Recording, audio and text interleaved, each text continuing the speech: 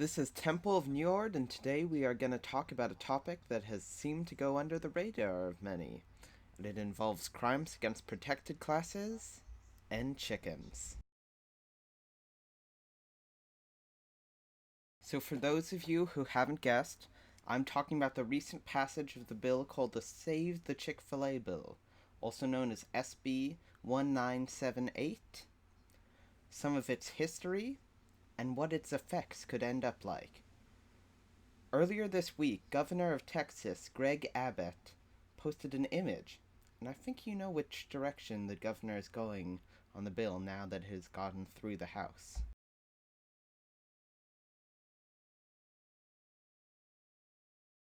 Let us go back to the beginning, though. In 2011, media revealed that Chick-fil-A was sponsoring a supposed marriage conference with the Pennsylvania Family Institute, an organization that opposed same-sex marriage, and that it had donated over $5 million through the organization called Windshape Foundation to groups that oppose same-sex marriage, including $2 million donated to groups such as the Marriage and Family Foundation, Exodus International, and the Family Research Council, which support multiple ex-gay techniques such as conversion therapy. This resulted in multiple campaigns working to ban or remove the company from colleges' campuses, though in 2013 these would be suspended by Shane L. Windmeyer, the leader of Campus Pride. In 2012, Chick-fil-A's CEO Dan T. Caffey issued several public statements about same-sex marriage, and that those who had the audacity to define what marriage is about were inviting God's judgment on our nation. In response, several prominent politicians expressed disapproval, with Boston Mayor Thomas Menendez and Chicago Proco Joe Moreno saying they hoped to block franchise expansion into their areas. However, the proposed bans drew criticism from liberal pundits, legal experts, and the ACLU, or American Civil Liberties Union.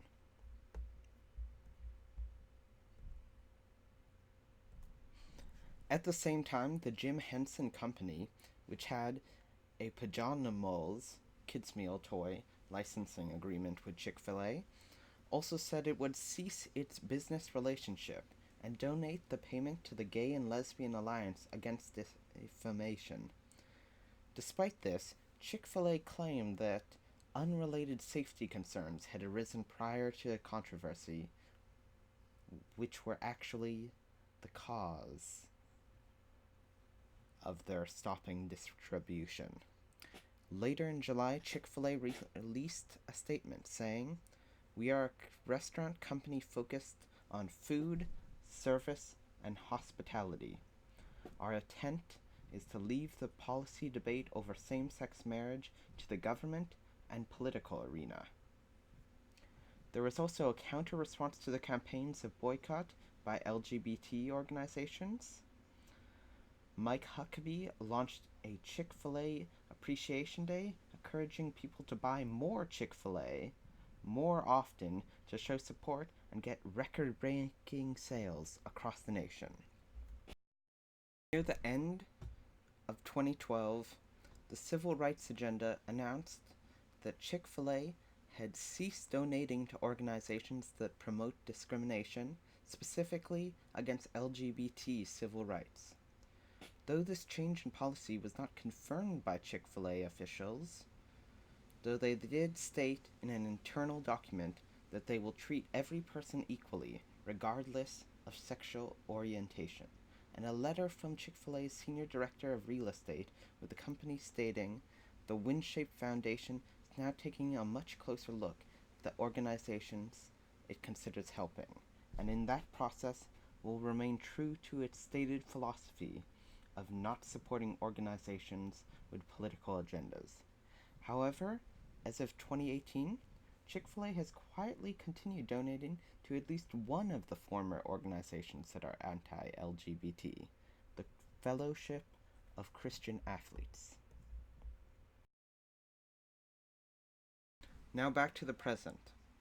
San Antonio International Airport excluded Chick-fil-A from opening a restaurant in their airport, partly because of the company's long history of supporting and funding anti-LGBTQ organizations. Many supporters of Chick-fil-A would claim that this was an example of religious discrimination and start legislation in Texas for Senate Bill 1978, also known now as the Save Chick-fil-A bill. Now that we know some of the history surrounding this bill, let us get down to why this bill is problematic.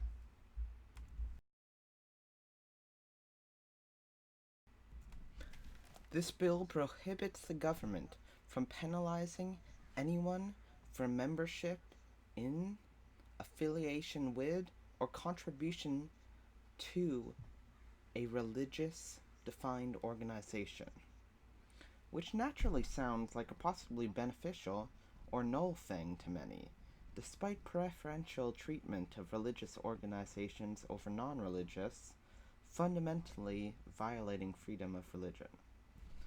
Combined with the Save the Chick-fil-A label, this advertising has allowed it to get some supporters even on sides that would not normally be on the same side of a bill like this, because they feel it is protecting businesses that just happen to have religious roots from governmental discrimination on what groups they donate to.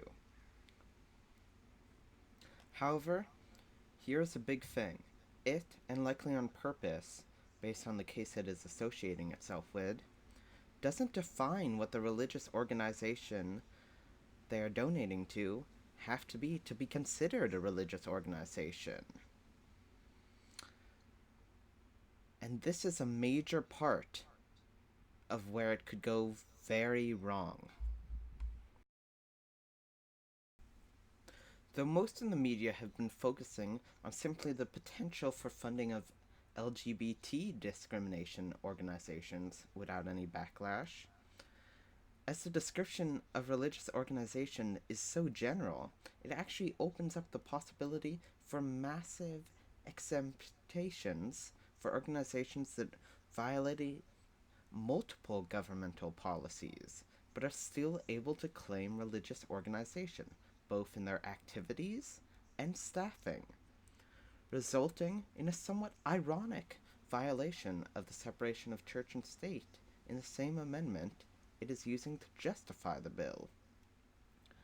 This loose definition even, for example, has the potential to allow direct funding of organizations that are much more aggressive in their activities without any city being able to refuse them on the basis of their funding of that organization. And I think most of us can agree that is a problem. Please, if you are in Texas or in any other state that is proposing a similar bill, contact your governors on it, because this is not about attacking Christianity or discriminating against religion, as some have made it, but ensuring no organization can easily claim something and be invincible against anyone trying to ensure they are not invincible simply because of that. As well, finally, I want to mention that I'm not against any organization that just happens to be religious. One of my favorite places to eat is In-N-Out, which even in small print includes Bible verses on their fries and drinks. However, the difference that matters is when that business starts directly funding stuff that do actions that are problematic from a legal standpoint from money earned from my purchases. The fact that you are connected to a religion shouldn't matter for pointing out the problems in what you're doing, especially if it would be problematic if a secular organization did the same. Though it may have passed in Texas, we still have the ability to fight against laws like this in other states where it might occur, and even back against it in Texas itself. Thanks for watching the video. Please like and subscribe. Tell me what type of video you would like me to do next. Tell me what you think on the issue of this bill. Thanks for watching. This was Temple of Njord.